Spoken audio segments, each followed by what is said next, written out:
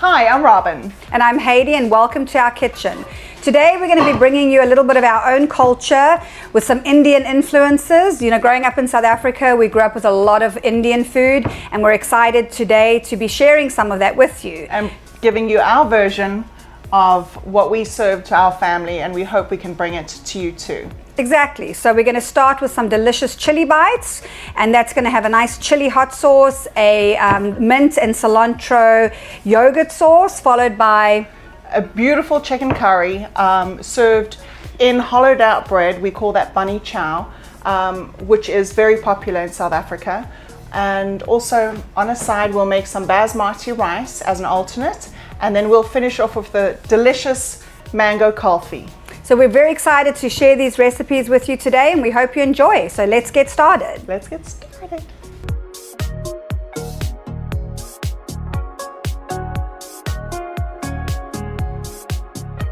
Okay guys, let's get started on these chili bites. So I'm going to begin with my chickpea flour and my wheat flour. I've already got it pre-measured. So in here I have 2/3 of a cup of chickpea flour and 4 tablespoons of whole wheat flour. So I'm going to put that in a bowl.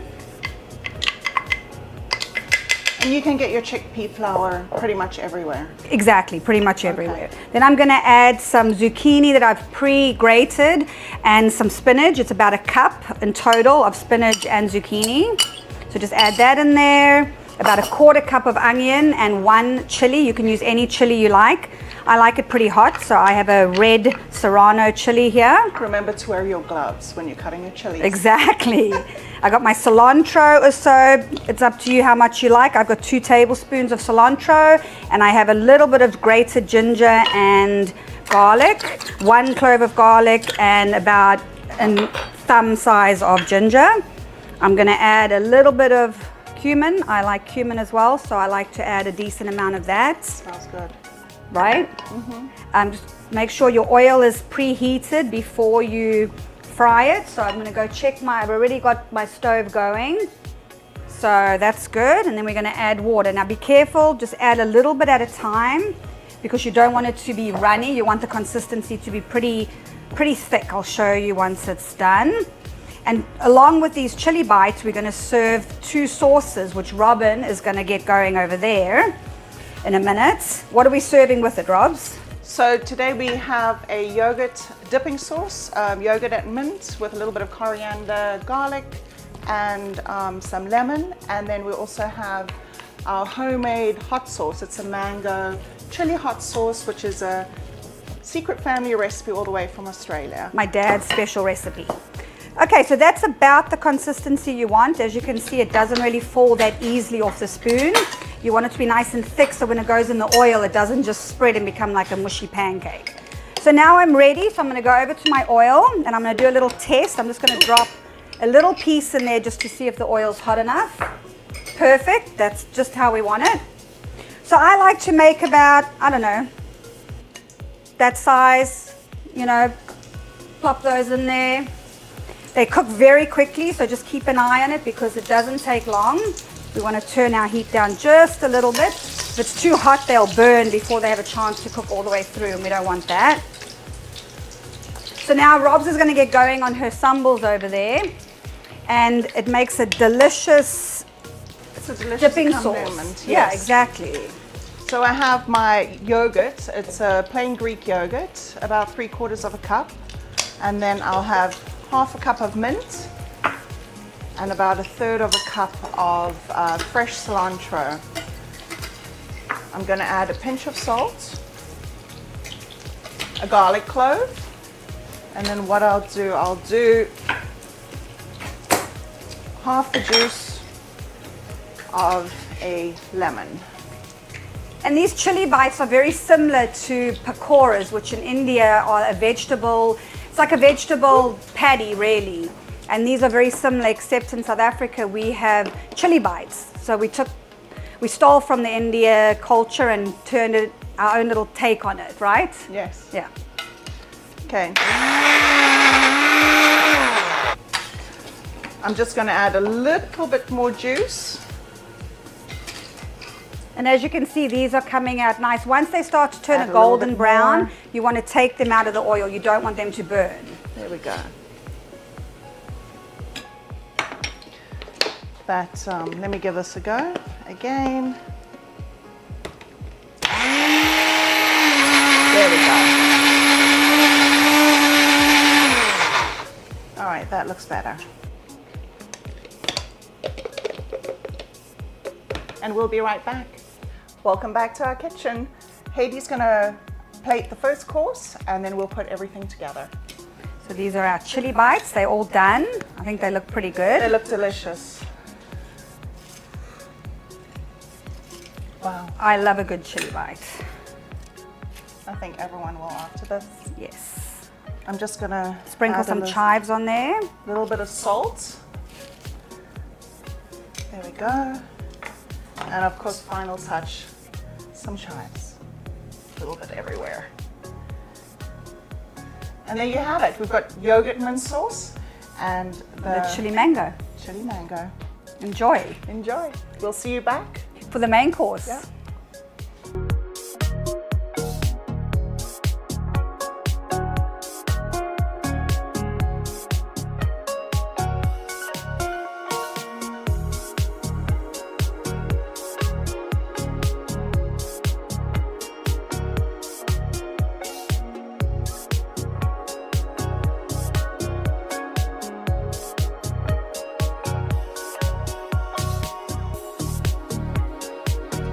Welcome back to Hiedi and Robin's kitchen. Hiedi's going to get started on our main course today, which is a bunny chow, right? Yes, the bunny chow. Very traditional of where I grew up. I grew up in Durban, South Africa. Robin grew up in Cape Town, South Africa. And it was very traditional for our parents to serve this dish to us as it was something easy, it was affordable, didn't cost a lot of money to make. And both Robin and I, having lost parents this past year, we want to do this in memory of both of them. So let's get started. So what kind of chicken do you have there, Kate? So I use chicken thighs because I personally think it cooks better. Chicken breasts tend to dry out, but it's up to you. If you would like to use chicken breasts, go right ahead. I would just recommend adding it at the end, not like I'm going to add it now in the beginning. So I'm going to start by heating my pan over here. There we go. And I see you've got some herbs and spices here. Yes, so I'm using, as you know, garam masala. Right. And then my own little concoction that I like to use, which is cumin seeds, tarragon seeds, it's fennel seeds, coriander seeds, turmeric, and I just blend that all up in a little blender and add it to the curry. So I'm going to start by chopping my onion. I just use one regular white onion, and you can chop it however you like. There's no right or wrong on how you do this. And to go with the bunny chow, we're going to have some sambals, which Robs is going to make. Do you want to explain what those are, Robs, while I chop this? Yes. Today I've got 3 sambals. We're going to do a tomato and onion with a little bit of coriander, salt and pepper, and some diced cucumber with a little bit of Greek yogurt and lime, and then sliced bananas and toasted coconut. And what these sambals do, they kind of temper the heat of the curry if the curry tends to be spicy, but it does add a little bit of flavor to the palate as well. Because we like our curry spicy. I'm going to get started on So I'm going to add my onions now to the pan, and we're just going to saute those until they get nice and translucent. You know, how long does that normally take? for the onions, Yes, yeah. I would say a couple minutes, not too long, just till they get a little bit soft. Okay. Both Robin and I grew up in families where curries, biryanis, lots of cooking, but very different flavors. We never grew up on like meat and potatoes. It was always very different kinds of food, right? Like your dad was big on potjies. Yes, very diverse. Yeah. South Africa is a melting pot of all different types of foods, and we've kind of taken that, you know, in our stride and adding it to our... Yeah. And both of us left South Africa very young. I left when I was 11 on a sailboat, and that took us to South America, Europe, the Caribbean, and I think those travels really enhanced my love of cooking and food, because I learned so many different cultures and so many different kinds of food, which I've tried to apply now in my cooking. Currently I work as a private chef in private estates in Florida and on yachts. Robin also comes from a similar background. I come from a similar background. I too sailed from South Africa to the Caribbean on a sailboat built in our backyard. And started on the big yachts as well, cooking, traveling, and meeting my husband. We're now settled, and I'm currently a food service director, so that's also fun. And Robs and I actually met when we were 16, but we lost touch for a few years and then regrouped about 25 years ago. We found each other again, yes. And we've been inseparable ever since. So now I'm going to take my spices and I'm going to saute them in a bit of oil.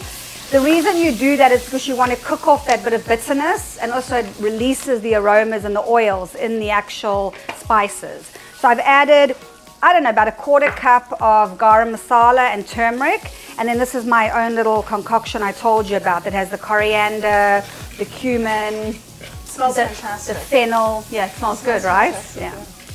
So we're just going to let that cook just for a couple minutes, not too long, and I'm going to add a little more oil because it's a little dry. Oh, it smells so good. I'm going to put these together and we'll be right back. Welcome back.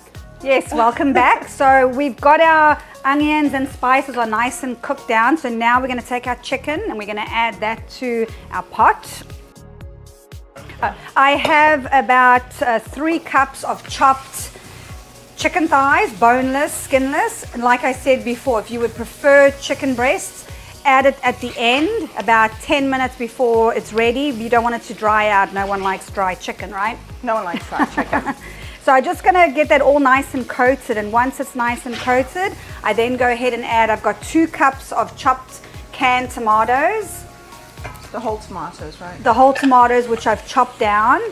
I'm going to add about a 1/2 cup of cilantro, fresh cilantro, a little bit of salt and pepper. Don't want to forget that. Your seasoning. Don't forget to taste it towards the end. And I'm just going to let all of that. Already. All the right? colors, all the fresh colors. This brings back so many memories. One of the things in my house that we do, I have 2 kids, and both my children love food, especially curry. It's a great way of bringing families together. My daughter will sit in the kitchen and chop onions for me. We'll talk about her day, and that way she doesn't feel like I'm interrogating her. It's more of a discussion, a casual conversation over food. Right. Okay, so now I'm going to add my potatoes. I'm not going to use all of these. This is a bit much. I would add about 2 cups of chopped potatoes. I'm just going to just a rough chop. Just quarter them up. Quarter them up. Yeah. I'll move this out the way so you can see. And while I'm doing that, Robs, tell us what's happening over there. Okay, I have my my chopped cucumber with about a tablespoon of plain Greek yogurt. Nice. And I did add the juice of half a lime. Let me put that there. Let me get rid of this. So just give that a stir, a good stir. And like I say, this will really cut down the heat of the curry if the curry is spicy. You know it's spicy. Hiedi likes a spicy curry. I'm more on the medium side. So let's do that. Whoa. Now I've got these potatoes in here. So now this is going to take about 20 minutes to cook once you've got everything in the pan, in the pot I should say, not the pan. So I've added about 2 cups of potatoes into this, and now I'm going to add a little bit of water.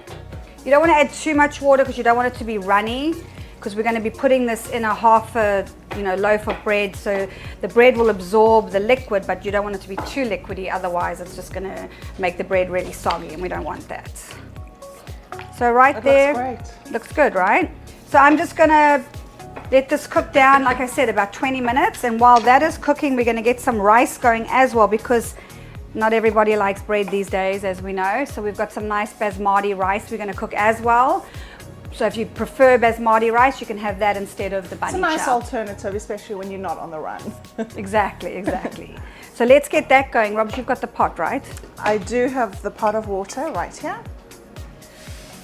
Great, I'll get This that. is 1.5 cups of water, and we'll add 1 cup of rice. The rice has already been washed. And why do we rinse our rice, Robs? To get rid of all the excess starch. You don't want gummy rice. I'm a terrible rice maker, just for the record. I can cook a lot of things, but rice is not one of my strong suits. My son will tell you. So I'm letting Robs do the rice today. If you prefer to use a rice cooker, go ahead. I don't have one. I just, I tend, you know. Do you like to salt your water? I do like to salt my water, yes please. You're going to put a pinch in. Sure. So here I have some sliced bananas, and I toasted some coconut a little bit ago, and you can add a little bit of coconut on the top. That'll add some nice texture, sweetness, toastiness. There we go. Some toastiness, huh? Some toastiness, I know. I'm going to get going. I'm going to, for my tomato onion sambal, I probably won't use all of this. I have about 3/4 of a cup of diced tomato. I will probably use about 1/4 of this onion. It's pretty large. Yeah, it is a pretty big onion. It is a pretty big onion, so. And when it comes to curry, there's no right or wrong way to make curry, in my opinion. You know, I grew up with my mom, my Aunt Dawn, my Aunt Julia. They all made amazing curries. They were all fantastic cooks, and everyone has their own take. You and what you have in your, exactly. your refrigerator, you know, if you have... You can add coconut milk, you can add yogurt. This is a typical Durban curry, which brings the heat. It's more of a tomato base. It doesn't have anything creamy in it, but you can add a can of coconut that calms down the heat sometimes. What did you typically grow up on? Like, what did your parents make for you? Pretty much the same. They were more tomato based, rather than a cream based curry. Exactly. Like I said, use what you had in your cupboard, which really, you know, it helps when it's a humble dish. Curry's a humble dish, in my opinion. So let's see. How are you doing over there? I'm doing good. Stir this all up. I'm going to add a little bit of cilantro. Do you add vinegar in yours? I personally don't, but you can. Or red wine vinegar, right? Red wine vinegar, yes. Can be nice. I'm going to do some salt and pepper. Nice. And give that a good stir. And we'll be right back. Welcome back to Robin and Hiedi's kitchen. So our main course is done, and we're going to get started plating. So I'm going to go grab the bread while Robin plates her course. So what we did as well, we made some delicious basmati rice, which is a great alternative to the bunny chow, and especially if you're not on the run. So I've got about just over 1/2 cup of basmati rice. I'll just upend it in here, make it look fancy. And that looks great. It looks beautiful. It came out so good. And then I'll just spoon some of this around. Do you prefer the rice or the bread? Depends on the day, I suppose. Depends what I'm doing. I know in South Africa, a lot of the bunny chow stores where you can get it are right across the road from the beach. So, you know, that was always easy. I do enjoy rice. It's one of my favorites. So I'll do that. Perfect. Yes. And then I'm going to slowly, so what we've done is we've scooped out some bread. You can use any bread that you like, a hoagie roll, half a loaf of bread. I'm using an artisan bread today. It's a little nicer, got a little bit more flavor in it. And you basically just fill the cavity. Oh wow. So it can soak up all those juices. These used to be a favorite of my brothers growing up. They absolutely loved this. It doesn't matter if it runs down, that's all part of it. We've got some fresh cilantro, right, Robs? Yep, right here. Get Great little handheld. And then we just put a little lid on it, like that. Got your cilantro. Got my cilantro over here. Just put a little cilantro on each. And then you just dig in. So, and along with your bunny chow and the rice and curry, we have our 3 sambals, our banana and toasted coconut, our tomato and onion and cilantro, and our diced cucumber with yogurt and lime. And that's it for this course. We'll see you in the next few minutes for the next course, which is going to be a delicious mango kulfi ice cream. Yum. So we'll be right back.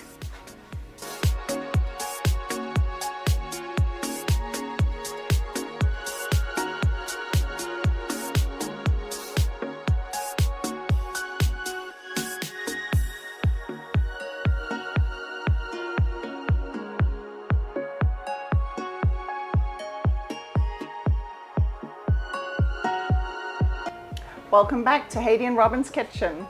We've saved the best for last. Delicious dessert. Hiedi? So today we're going to make for you a kulfi ice cream. It's a typical Indian dessert. Normally it's used with a cardamom and a saffron. They infuse the cream with saffron. It sits overnight, but I decided to do a more simple version today. So today we're going to do a mango puree kulfi ice cream. The great thing about this ice cream is it does not require an ice cream maker. It's literally 3 ingredients and an egg beater. So anyone at home can make this, really, absolutely, yeah. Super easy. We've already whipped our cream, so we have 2 cups of whipped cream here. Heavy cream, right? Heavy cream, exactly. Okay. 3/4 of a cup of condensed milk, so we're going to just incorporate that into the cream. That's so good. Yeah, I could eat this by itself. We add that, and then we're going to add our mango puree. Now, can you only use mango or any other flavors? No, absolutely. Like I said before, you can use cardamom. Saffron is very typical in Indian cuisine. You could add passion fruit puree, guava puree, whatever you like, you can add. Just obviously you make your puree ahead of time and then incorporate it. It looks great already. Super delicious. You can have this by itself. You could serve it with a warm pie if you wanted. Any kind of pie, really. And I suppose that's really the a great ending to a curry, to really you know, cool down your palate. That's the whole, that's and why. To cleanse your palate. Yes. So you just make sure it's really incorporated well. And then when it's fully incorporated, we're just going to pour it into this container here. As you can see, it's super runny right now, but you put that in the freezer overnight and your guests will be wowed. They'll think you've spent hours prepping this. Meanwhile, it's 5 minutes of your time. What kind of texture is it? Is it like, looks like it might be a gelati? It's more like a gelato, exactly. It's got more of a gelato texture. So that's the final product. We pop this in the freezer, leave it at least 2 hours, preferably overnight, and you'll have a delicious ice cream the next day. So we'll be right back. We're going to plate this and you can see what it looks like. Welcome back to our kitchen. We've got our final product here.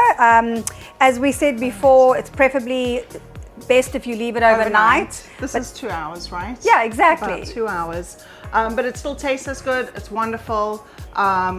We encourage you to give it a go because you do not need an ice cream machine. As stated before. Yes. We just want to say thank you for letting us have this time with you guys. We know time is precious, and for allowing us into your home for this half hour. It's been great. We hope you've enjoyed the recipes that we've prepared for you today. And hopefully you'll join us next time where we're going to be cooking some great Bahamian fish and lobster, one of our specialties, some conch fritters. You don't want to miss that episode. Thank you so much for joining us. I'm Robin. I'm Chef Hiedi. And this is Hiedi and Robin's Kitchen. We look forward to seeing you next time. God bless and thank you for giving us your time.